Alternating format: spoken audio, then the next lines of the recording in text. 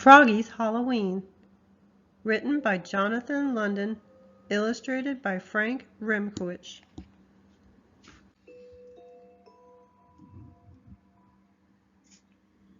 For Froggy, Halloween meant candy, but it also meant dressing up, and he wondered, what should I be for Halloween? I know, cried Froggy. Super Frog! Flying high over the city, faster than a dragonfly, stronger than a bullfrog. No, something spooky. I know, cried Froggy. Ghost Frog. He poked 2 holes in his mother's best white sheet and draped it over his head. Ooh.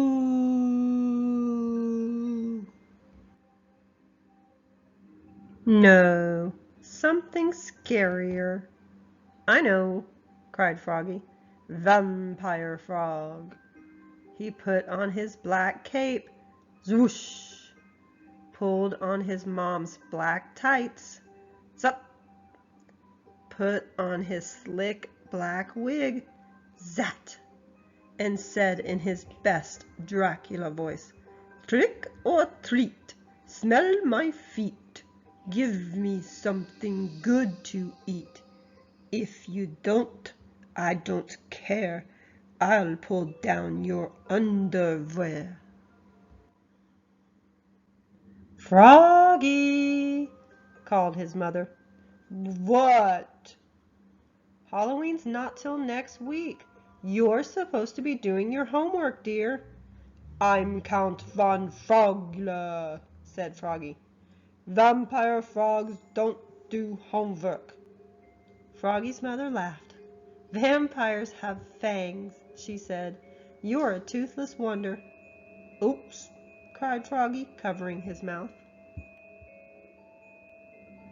So all week at school, Froggy wondered, what should I be for Halloween?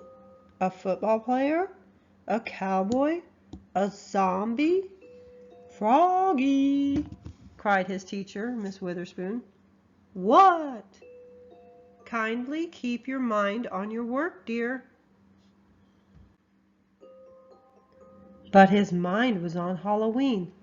Every day after school he got ready. He carved crazy pumpkins. He hung sticky spider webs all over the front of his house.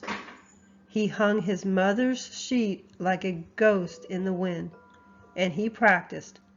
Trick or treat, smell my feet, give me something good to eat. If you don't, I don't care, I'll pull down your underwear.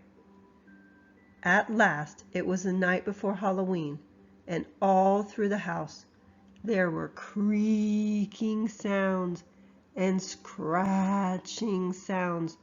Froggy was scared. He shivered in bed and imagined ghosts and goblins and werewolves and witches. Witches? Zap! I know, cried Froggy. I'll be the Frog Prince for Halloween. And in the morning, he put on his black cape, zwoosh, pulled on his mom's black tights, zup, put on his slick black wig, zat, plunked on a gold crown, zonk, and flashed his mighty sword, ta-da! At the Halloween parade at school, all the girls thought he looked cute, especially Froggalina. And that night, when the dark crept in and all the ghosts and goblins crept out to trick or treat, boo! Princess Froggalina leapt out and chased after the Frog Prince to give him a kiss. Eek! Cried Froggy. He was never more scared in his life. He leapfrogged over his mother. He leapfrogged over his father. He leapfrogged over his friend Max and flopped up Max's steps. Flop, flop, splat! He tripped on the porch, and Froggalina fell on top of him. The door flew open, and uh-oh, there stood the wickedest witch in the world. "Trick or treat," squeaked Froggy, looking more red in the face than green. Luckily, Froggalina ran away, and the witch turned out to be Max's granny.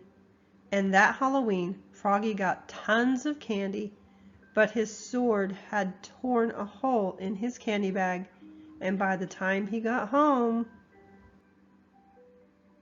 his candy was all gone. "Oh no!" cried Froggy. "What's the matter?" asked his mother. He showed her his empty bag. "Well, you're in luck," said his mother, holding up a full bowl. "I guess nobody liked my treats." And what do you think she gave him? Chocolate covered flies. "Yum!" cried Froggy. "My favorite. Munch, crunch, munch."